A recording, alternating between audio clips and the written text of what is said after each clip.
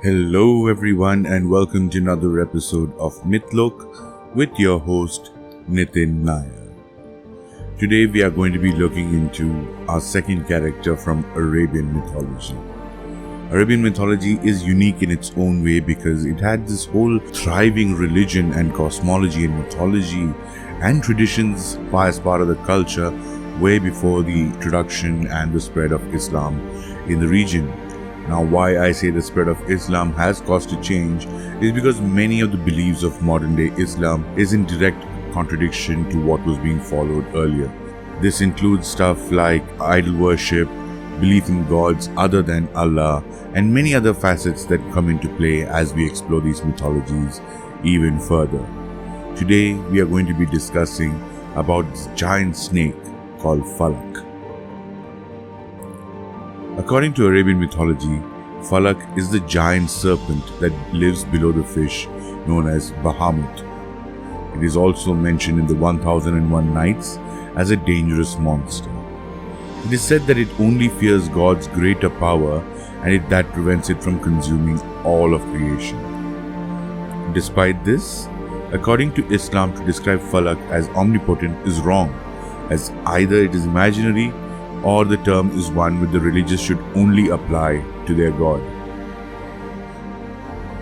Falaks are dangerous, but thankfully they generally stay in the tunnels they dig out of the earth. Not terribly large, they are nonetheless capable of growing into huge size if given food and water.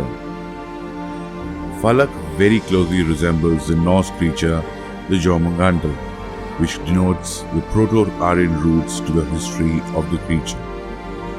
Falak is said to be immensely powerful and could swallow the earth, the heavens, and the six hells above it. They have immunity to flames as well as being able to withstand great amounts of heat, which is true considering the fact that it lives very close to the core of the earth, which is liquid magma. The 1001 Nights version claims that a massive Falak lives beneath the earth's surface, but it avoids consuming everything that is below due to its fear of Allah. Although this myth is often ignored by American and European magizoologists, they can be considered evolutionary cousins to the magma pythons of today.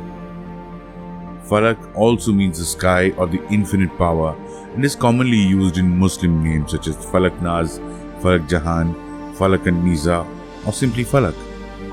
Falak as a name connects with this serpent, and persons having such names are held to possess such related qualities, either constructive or destructive.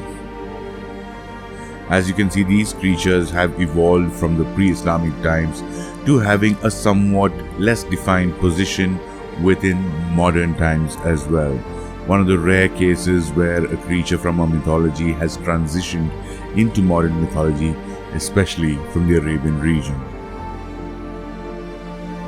Thank you very much for tuning in to an episode of Mythlok. This is your host Nitin Nair, signing out by reminding you once again that Mythlok is the home of mythology.